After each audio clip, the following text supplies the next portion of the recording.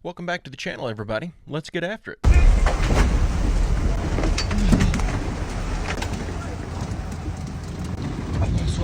Yeah, I think I'd be getting out of there too. I don't know what that other boater did to piss that well off, but I certainly wouldn't be sticking around to find out if he's mad at me as well. Shit! Run!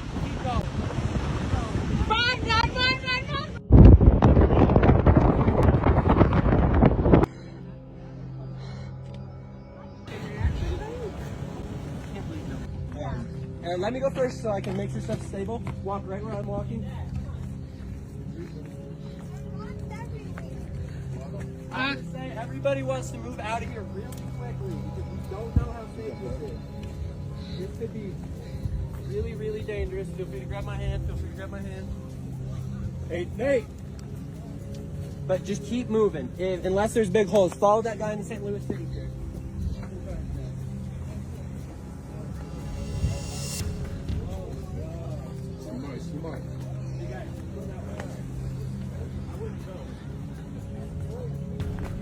God, I'm shaking.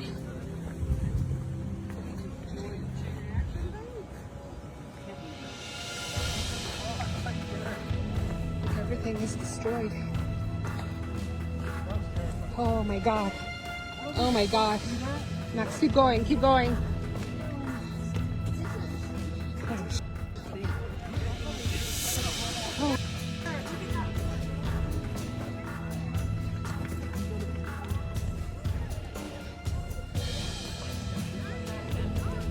We are getting out of here.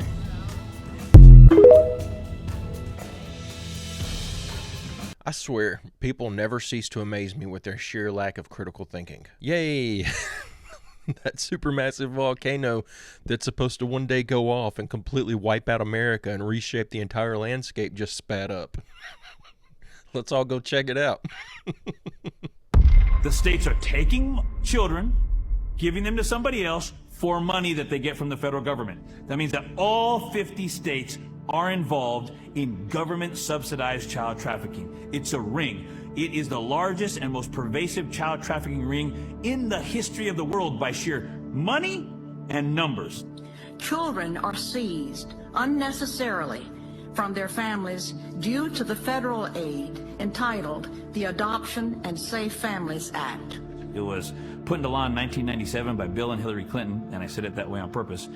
And it is a law that literally steals money from the Social Security Fund and gives this money to the states in order to incentivize them to kidnap babies.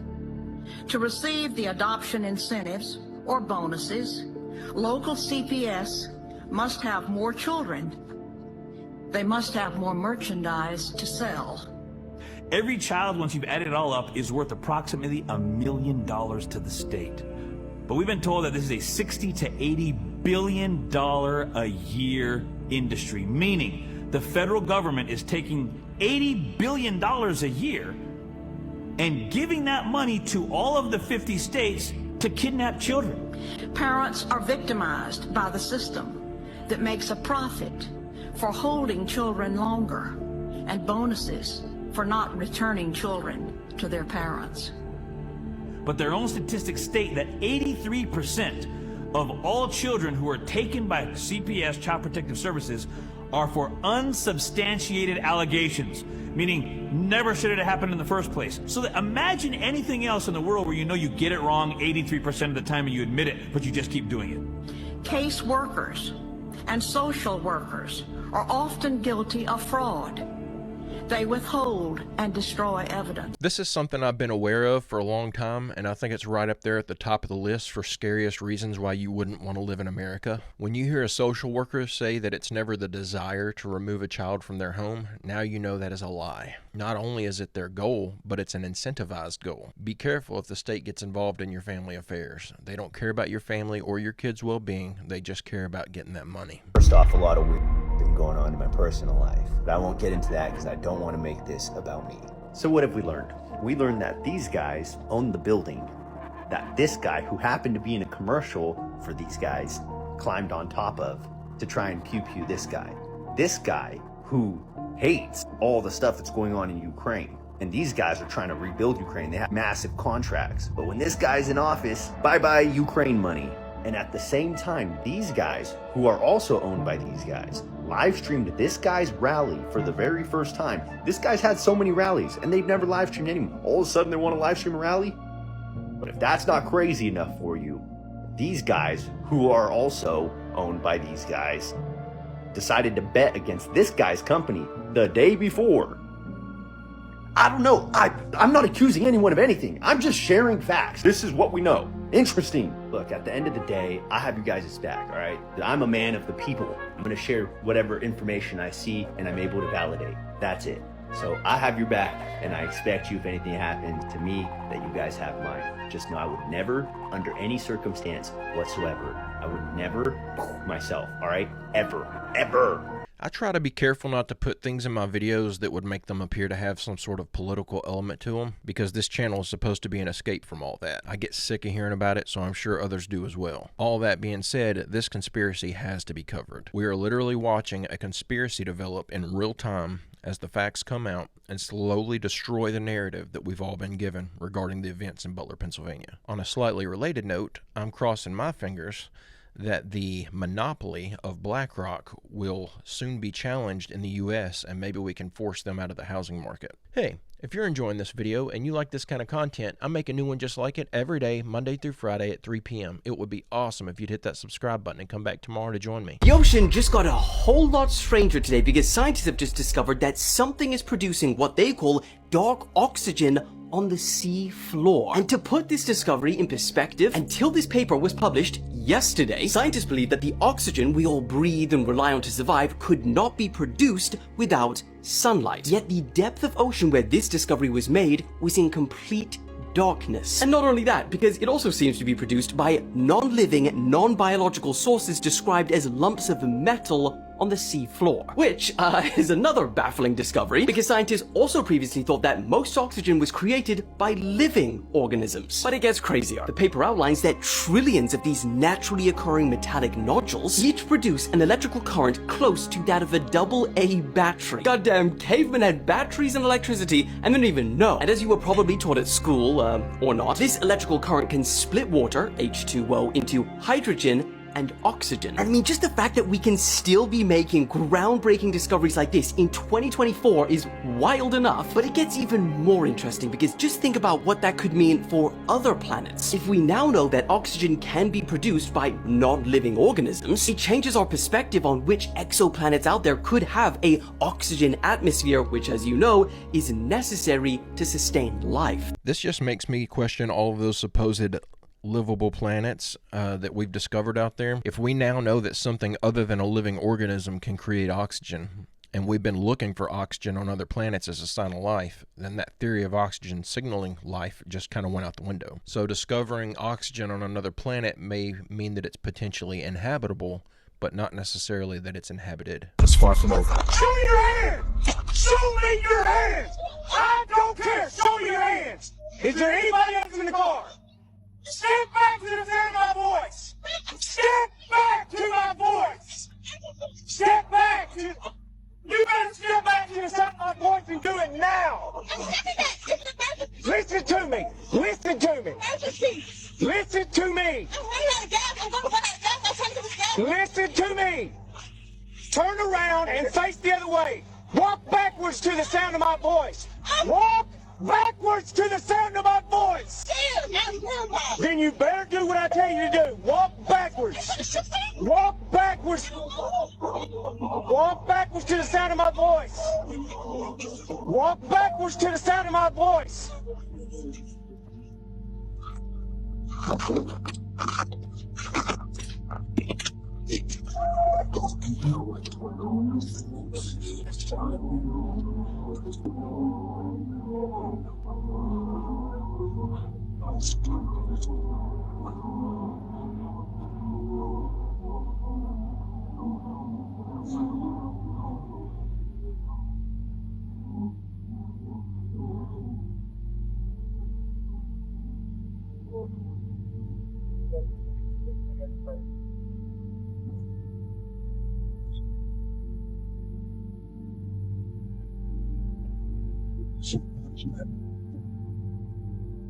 At this point, the squad car is going so fast that the sound of the engine almost completely drowns out the siren.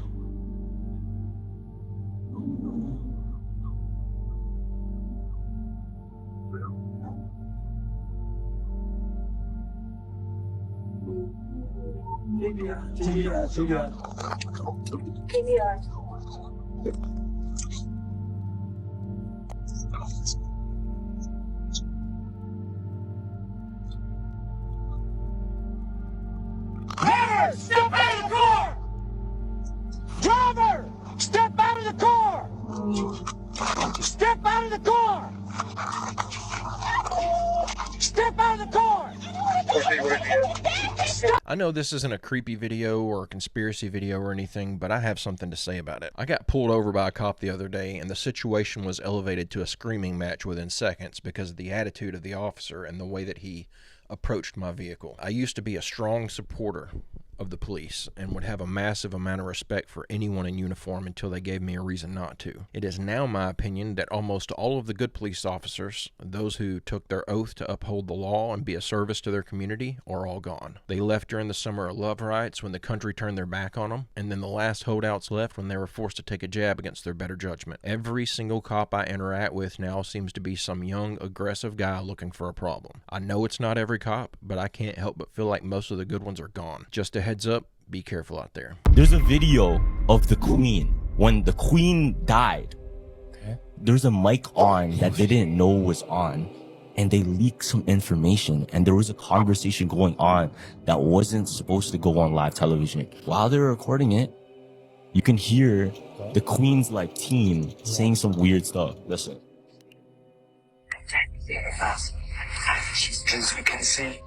Okay, so this is during the Queen's funeral procession.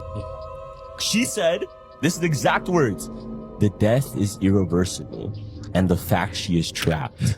And then it just cuts off. So what do you think that means? The death is irreversible, so it was planned? I think, this is what I think. I think, like I said, what if at a certain time, when you reach that level of power and success, whoever, just importance, something comes into you, or they put spirits, entities, or even different people inside of your body to control. Now, she's saying the death is irreversible, but she's still trapped. Now, this is just my own theory, but what if they mean by like she's still trapped? That spirit, they weren't able to transfer to somebody else yet. So whoever that, entity is, was stuck in the dead body that they can't pass on. Yeah. This one is crazy. This reminds me of the theories I've heard of the elites transferring their consciousness into new bodies to avoid death. It also reminds me of the ideas of the conspiracy of the elites having some secret knowledge that allows them to intentionally incarnate into the bodies of family members when they die so that they can continue to build on their wealth and their power through multiple lifetimes. I don't know how much faith I have in this conspiracy because I've never seen any evidence to back that up other than evidence of simple reincarnation, but listening to that multiple times, I can't think of anything else they could possibly be referring to. That's wild. Part 1 of part 2. If this doesn't convince you to have a better diet, I don't know what will.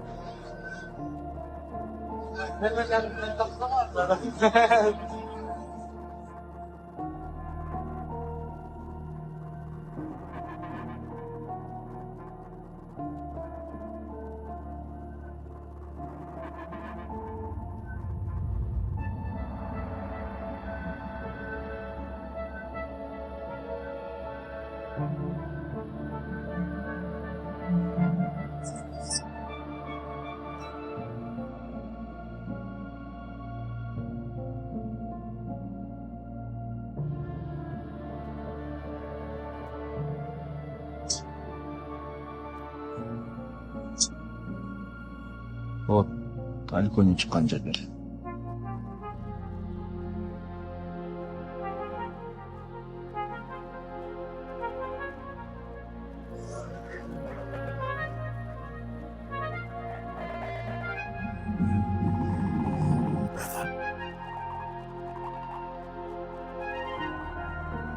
Part 2 of 2, baby. Let's watch. A dude using a microscope on ramen noodles has gone viral because of what he finds in the ramen noodles. So he puts it down on his microscope so we could take a deeper look. And what it looks like we have right here are little mites. Alright? These are nasty little buggers, and they're all over the place. Now, people are torn between two sides. One side is ramen noodles are absolutely delicious, and the other side being this video has ruined my love for ramen noodles. Now, you're probably thinking that when you boil the noodles, it kills the mites. That all depends on the mites that are in your noodle. Though boiling water is an effective method for killing any microorganisms, including bacteria and some parasites, the effectiveness of boiling and killing mites depends on the specific type of mite and its stage of life, and the duration exposed to the heat. Some mites are pretty resilient to high temperature, including boiling water. You could check this guy's profile out. He goes by Micro Zoom Guy. It's gonna open your eyes to the world of microorganisms. Some of you may not like what you find.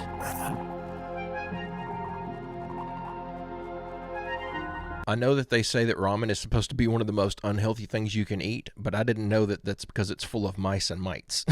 That was absolutely disgusting. I already stay away from that stuff, but I certainly won't be bringing that crap into my house after watching that. Listen up, because you're all going to want to pay attention to this.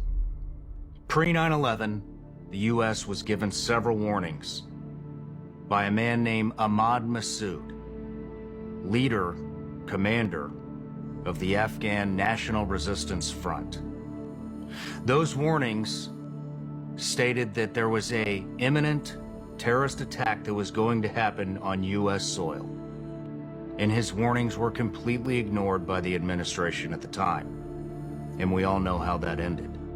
It ended with the World Trade Center falling to the ground, killing thousands and thousands of Americans, putting us in a 20-plus year war. Now, Massoud was assassinated 2 days before 9/11.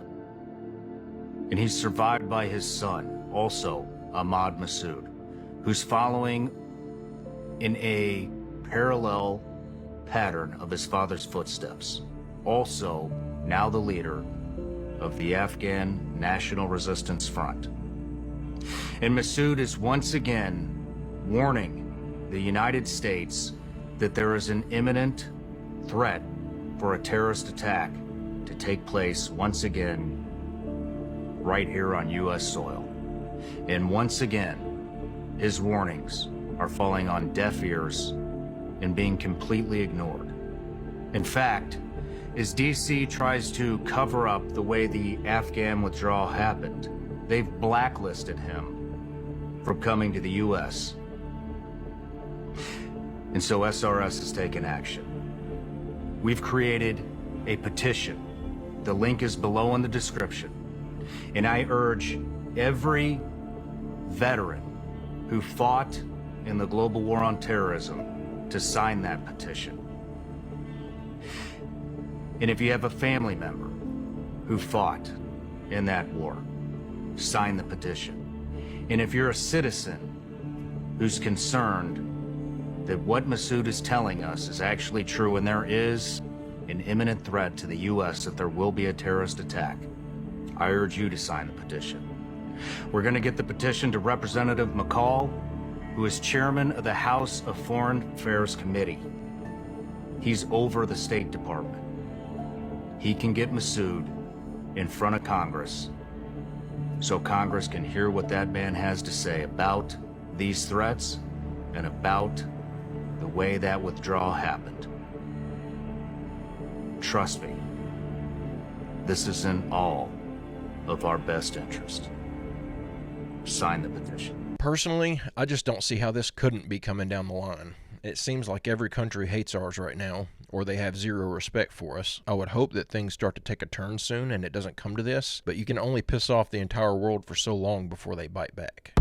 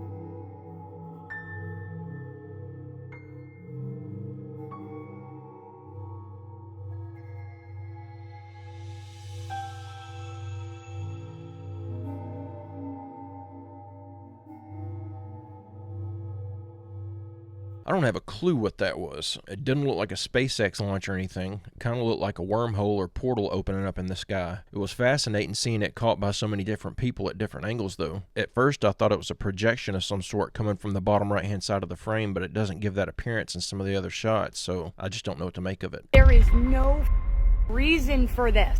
Another Saturday morning full of donuts.